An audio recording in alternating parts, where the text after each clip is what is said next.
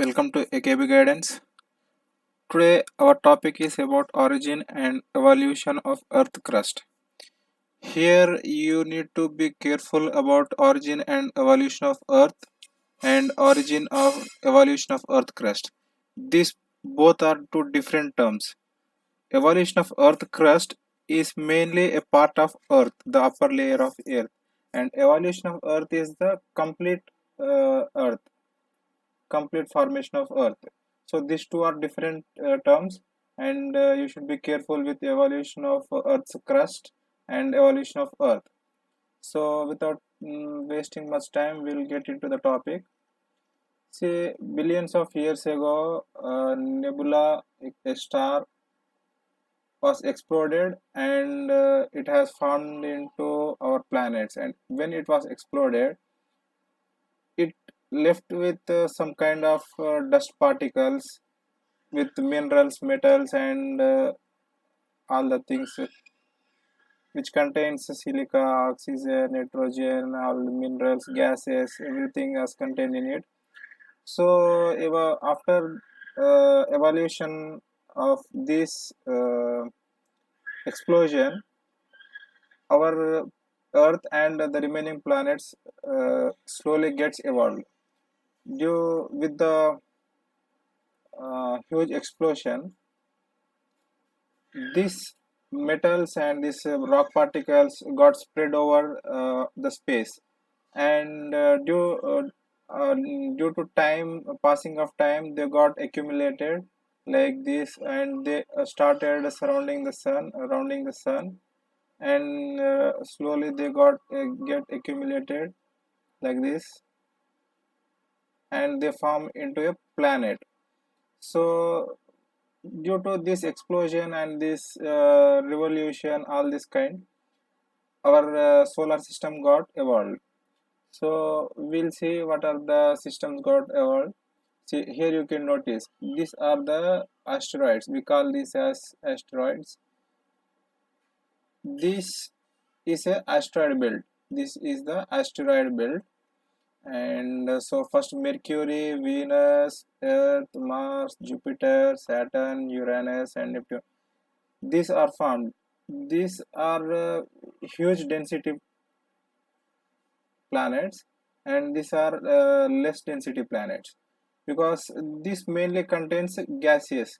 Due to revolution around the sun, due to, I can say, centrifugal force, gases spread long distances, and heavy density particles got accumulated near the sun, and they formed into this Mercury, Venus, Earth, and Mars. So this is the formation, and now we'll get into our topic. See, this is when we cut our Earth into a part, a piece of part is taken from the Earth, then it will appear like this part. So today we are mainly considering only this part, mantle part. The remaining part we'll see in later classes. This is the important part today, which we are going to discuss in very detail. So what happens is, due to formation of Earth, the mantle portion, this is the mantle portion, have gone into great I can say fractures, or great numbers of asteroids came and hit the mantle portion, and it got into molten stage, and it has undergone different kinds of changes, and it took millions of years to get cooled down. So this upper portion got solidified due to the passage of time, and this inner, we can say, this is the still in liquid form. So now you get an idea about what is the mantle by seeing this picture. Now we'll get into our topic. So our topic is origin and evolution of Earth crust. Origin and evolution of Earth crust. It is not same as the origin and evolution of Earth, which I have explained earlier. It has been a matter of great debate, because we don't know when Earth got evolved, and there is no better prediction, or there is no scientific proof how Earth got evolved. So this is a great matter of debate. Large numbers of scholars with came with divergent views, like we can say Kelvin, Soles, Chamberlain, and Moulton. They came with different kinds of views, but none of them are scientifically convincing. So the process or beginning of Earth crust is associated with the origin of planet itself. So the formation of Earth crust, which we have seen, this portion, mantle, this began with the formation of planet itself, which I have explained earlier. So the process of gravity collapse, due to centrifugal force and gravity acting on it, the broken parts or rock minerals got accumulated and they formed into a large planet. This is the planet.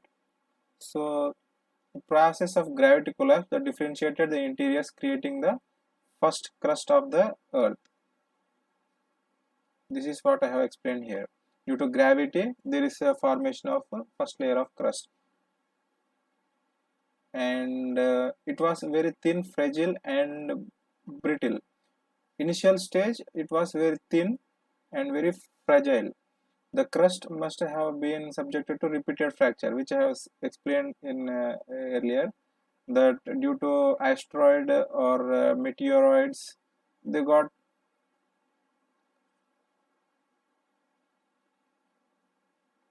they went under repeated fractures or sudden impacts, and this meteoroid impacts in absence of atmosphere. The initial stage, we don't have atmosphere, so this is the initial time. The fracture of earth crust would have repeatedly recycled the mantle rocks, the upper portion of rocks. Due to the repeated recycling or repeated attacks of meteoroids and partial melting due to the falling of meteoroids on the surface of Earth, it has undergone different changes, and it might be created the first oceanic basalt. That is due to those kind of meteor attacks and partial melting and all this kind of thing. It has started creating the first layer of oceanic basalt. This is the oceanic basalt which I have created, and this oceanic basalt, due to far after the formation of earth, atmosphere evolved, and there is when meteoroids fall on earth, they brought water particles with them, and those, I can say, these meteoroids which we see these times, one or two meteoroids come and falling on earth, not is not similar when earth was formed. It was like a huge shower, how rainfall is occurring. The way the meteoroid shower fall on the earth, they brought water particles with them. So these water particles, and our earth is in molten condition. These water particles, like ice cubes, ice, they when they fall on earth, they got melted and they formed into water, and they emerged on the earth's surface. So thus the ocean or sea is formed. So this is the first oceanic layer formed on the earth. Next, the primitive crust. This is we are considering as this is the crust layer, and this is the oceanic crust, full of oceanic crust. This is the ocean crust. Let me change it. This is the oceanic crust. So due to weak force, or due to the revolution and rotation acting on the earth, this molten or this partially melted layer will get into a change, and they start moving, and sometimes they move apart from each other, and sometimes they come on the same direction and they meet, and these rock materials or this molten material or this crust, we can say, is not same everywhere. The density of the material changes layer by layer, or I can say now, if we consider the current situation, continents are having lesser density, and ocean crust is having higher density than continent. So this will be the changes, and due to this kind of changes, it has undergone numerous change. And the first stage is the primitive crust, formation of primitive crust. Here what happens is, due to some force acting on it, these plates move towards each other. I can say this is due to compressional force acting on the plates. These plates move each other. So in oceans also, there will be different kinds of density. Ocean plates will be having different density. So if you consider, this is of a low density and this is of a high density, so this will float on the lower density. Okay, sorry, this is the higher density and this is the lower density. Lower density one overflows on the higher density. This higher density plate will get subducted, and here we'll see below the mantle portion there is a molten stage. This is the molten stage. I can which means here um, whole plate will be in liquid state with huge temperatures, high temperatures, with high temperature. So what happens here, due to melting and accumulation of this subducted plate, here we can see formation of lava, and this due to upliftment and due to the movement of earth, or due to the movement of I can say these plates, it forms into a volcano and it gets exploded and it flows like this. In next figure we'll see this. See, due to the mantle, and this is the partially melted crust. This is the partially melted crust. This is the mantle portion, and this melted crust will result into formation of basalt, that is due to, I can say, volcanic activity. So here, due to compressional forces acting on this, and here there are divergent forces acting here.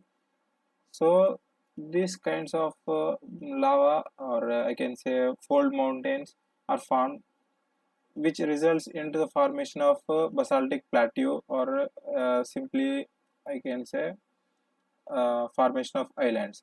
So in next figure, this is the origin of basaltic ocean circuit, ocean current crust, and this is the origin of volcanic arc. See, here the subduction plate, due to subduction melting takes place, and this due to melting, this will get to reach the upper layers of the crust, and it forms into the island, or we can say mountains kind of thing.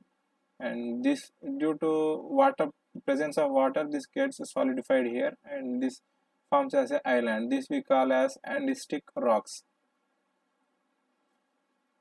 So the next is origin of ancient nuclei of a present continent. So after the formation, here we will see, after the formation of this kind of andesite rocks, due to the compressional forces acting on both sides, compressional forces on acting on both plates, this gets into the open place here. This will get into a fold mountain, will form as a fold mountain like this. This is the fold mountain, and which forms as a continent later stage. So here the main, we have to think about time. This will not happen in single day or 1 or 2 months. It will take some million years or thousands of years to get evolved into these planets and continents and oceans. So this took millions and billions years to form, and which we are enjoying today as a unique planet in the solar system. So the recycling of the ocean basalt due to the thermal convection must have created the first andesite rock, which I have explained there. First andesite rock due to recycling and see here, this is the recycling process due to recycling or due to the formation of due to melting of this subducted plate. Formation of andesite rocks takes place. This is due to volcanic activity. Microcontinents that we can say as microcontinents. Numerous microcontinents must have collided and fused to form the first supercontinent, Rhodina. Initially, we say this as a Rhodina in the pre-Cambrian times. So, which have explained earlier, these andesite rocks,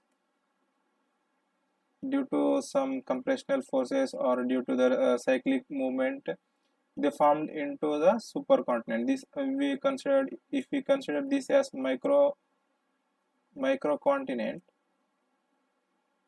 this is after formation of this is the supercontinent, or simply we say it as Rhodina.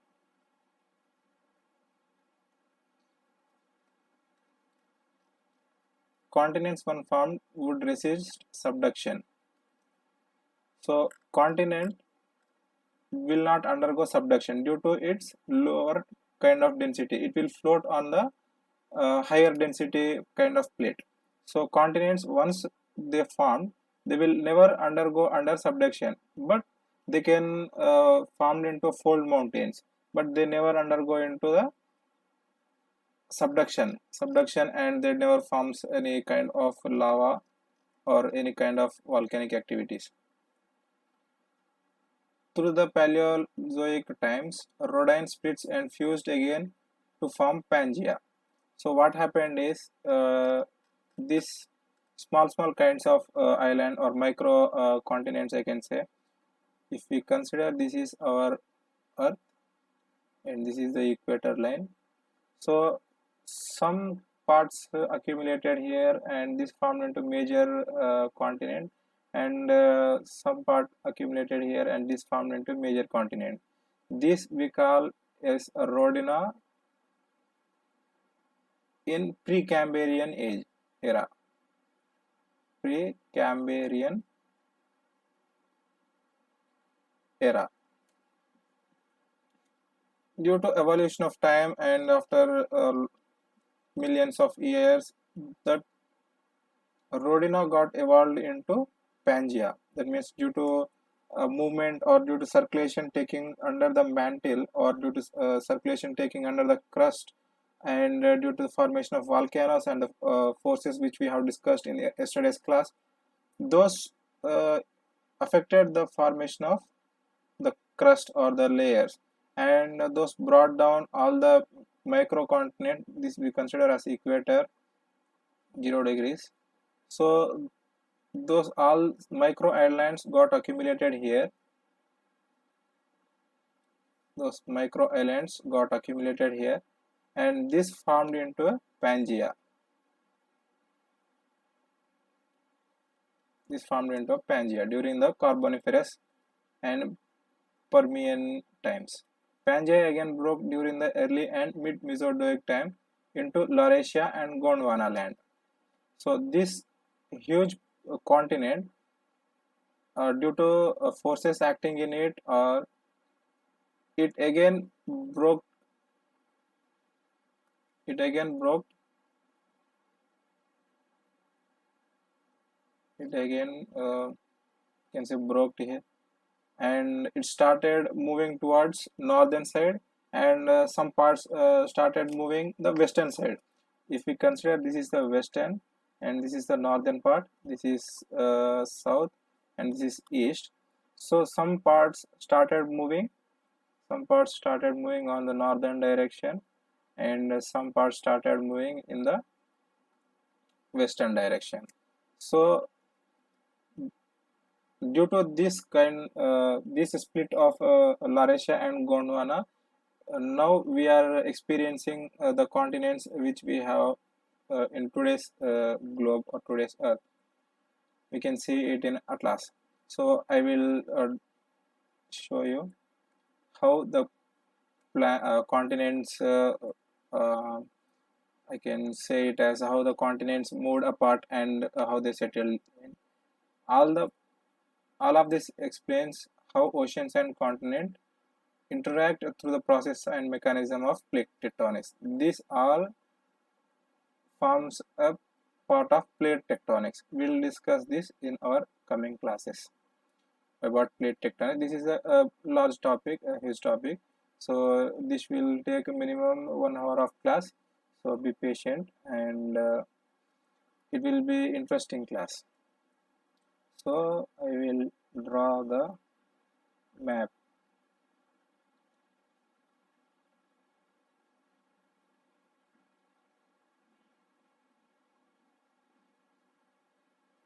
Those who are preparing for UPSC, map is mandatory. Drawing maps will give effect to your answers. Will give good impressions. So maps is the important part. Start practicing maps from day one itself.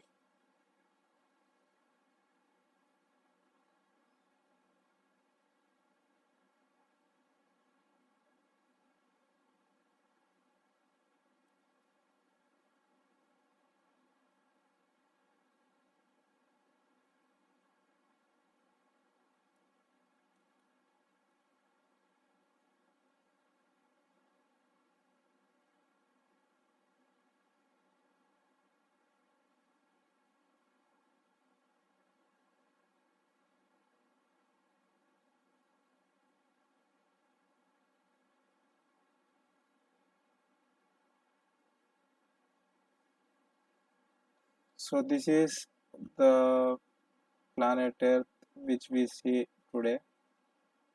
So this is how our continents got evolved from this Pangea to which we are seeing today. So you should make this map. It will be very interesting to learn how to make a map. So and it will give you a better impression to your answers and it will help in gaining you more marks. So please start practicing maps. India map also. It will be a benefit to you. So if you feel that you gained that you gained knowledge from today's class, so please subscribe and share.